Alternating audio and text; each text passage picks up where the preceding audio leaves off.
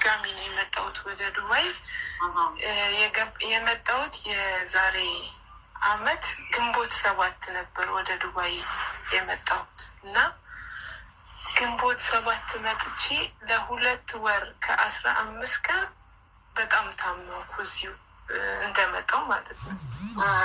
2 ወር ከ15 ቀን በጣም ታመምኩኝና እንቅልፍ አያስተኛኝም።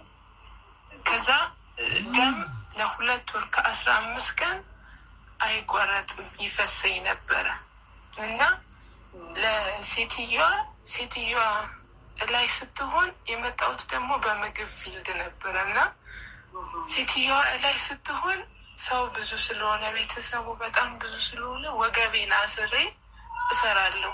ከዛ ድንግል በሴትዮዋ ፊት እንዳታዋርጅኝና ሞገስ ስጭኝ፣ እሷ ፊት ህመሜ እንዳይነቃብኝ፣ የመጣሁበትን ነገር የምታውቂው አንቺ ነሽ፣ እመብዙዋን እባክሽን እንዳልዋረድ እያልኳት 2 ወር ከ15 ቀን በጣም በቃ እንቅልፍ አያስተኛኝም። ከዛ ጉሮሮዬ ስር ትልቅ እጢ ወጣ፣ በጣም ትልቅ እጢ ማለት ነው።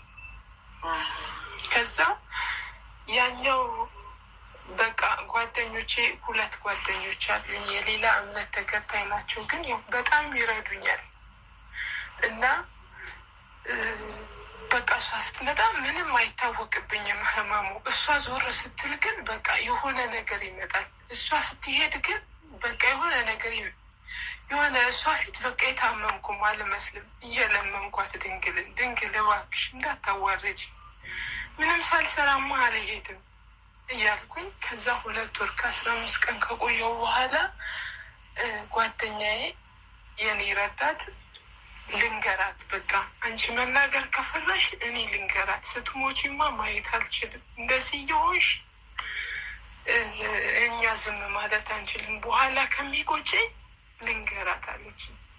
እሺ በቃ አንቺ ከምትነግሪያት ሴትዮዋ ትንሽ ያለኛ ስለሆነች ምናልባት ድንግል ልቧን ካላላችልኝ እኔ እነግራታለሁ፣ በራሴም ደሞዝ ቢሆን ሐኪም ቤት እንድትወስደኝ አልኩኝና ከዛ ወረደች።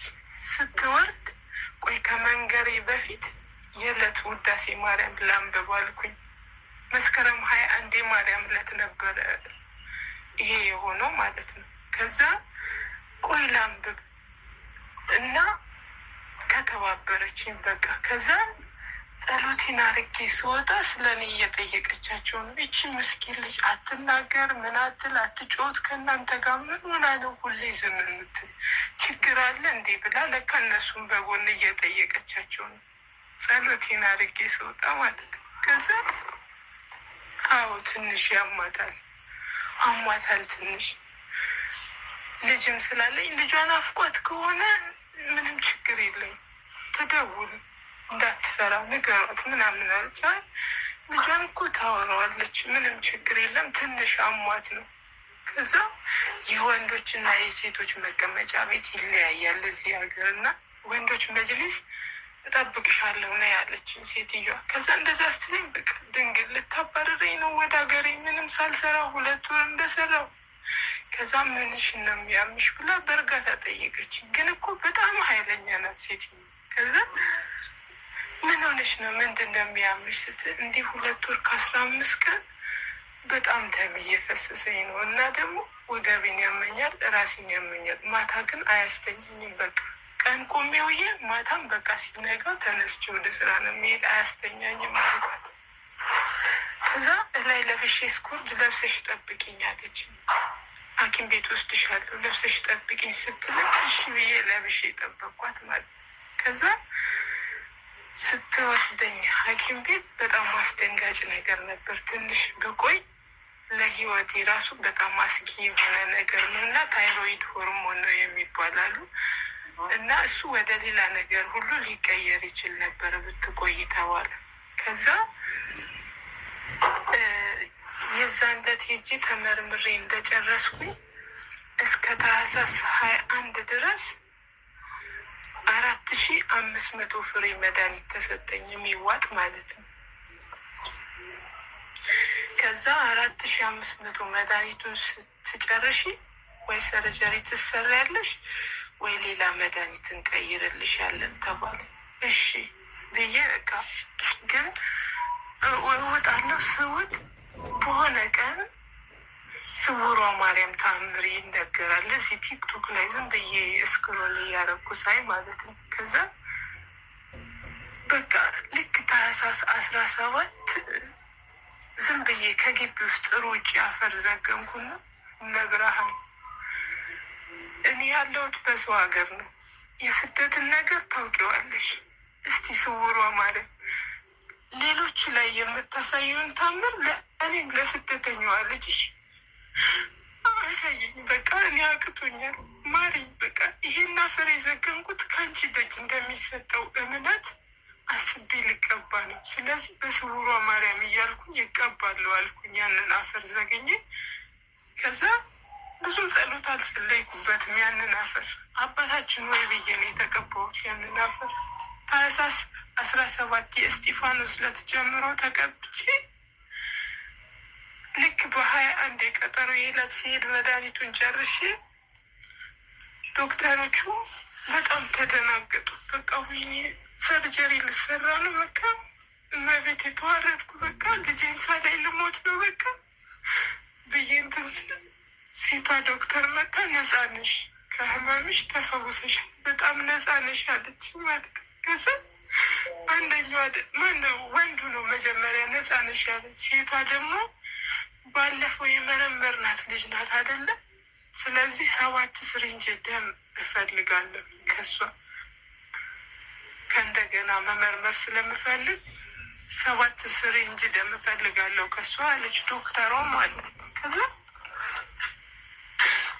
7 ስሪንጅ ደም ከቀዱኝ በኋላ ሲመረመር አሁንም እነሱ ነው ተባለ።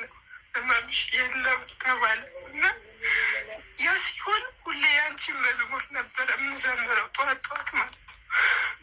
ሁሌ ያንቺን መዝሙር ነበረ የምዘምረው የልብሱን ጫፍ ስነካው የሚለው።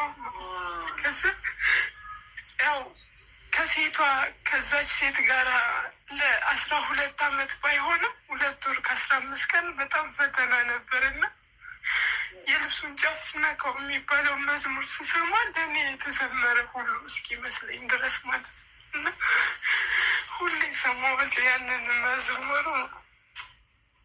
እግዚአብሔር የተመሰገነ የሆነ እግዚአብሔር እልልልልል። ሁላችሁም እዚህ ውስጥ እልል ብላችሁ አመስግኑ። እልልልልልል። እግዚአብሔር ታላቁ ቸሩ አምላክ። ከዛ ልክ በ20 ማታ በ20 ተኝቼ በ20 ነው ልክ ቀጠሮ በ21 ሲሆን ትልቅ ካህን ናቸውና ሌሊት በህልሜ ሲያጠምቁኝ አየሁ። በህልሜ ተኝቼ ከዛ ስነሳ ምንም ነገር የለም። በስመ አብ ወወልድ ወመንፈስ ቅዱስ በስመ አብ ወወልድ ወመንፈስ ቅዱስ ብዬ ከዛ ጠዋት ደግሞ ሲሄድ ያ ነገር ሲከሰት የሆነ ተገጣጠመብኝ ያ ነገር ማለት ነው። ያው ከደስታም ብዛት ብዙም መናገር አልችልም። ስለዚህ ጉዳይ ስናገር እመቤቴ ያደረገችልኝ ታምር እና እኔ በጭንቀት ጠራኋት። እንደኔ በጭንቅ ውስጥ በመከራ ውስጥ በሀዘን ውስጥ ሁሉ ነገር ድንገት ጥላቱ ናቸው። ሁሉም በቃ ድንገት ትከልላቸው እና ፈለገ ቤት ደግሞ ዘምሪልኝ ስልሽ አጋጣሚ እሱ አዘመረሽ ያንን መዝሙርና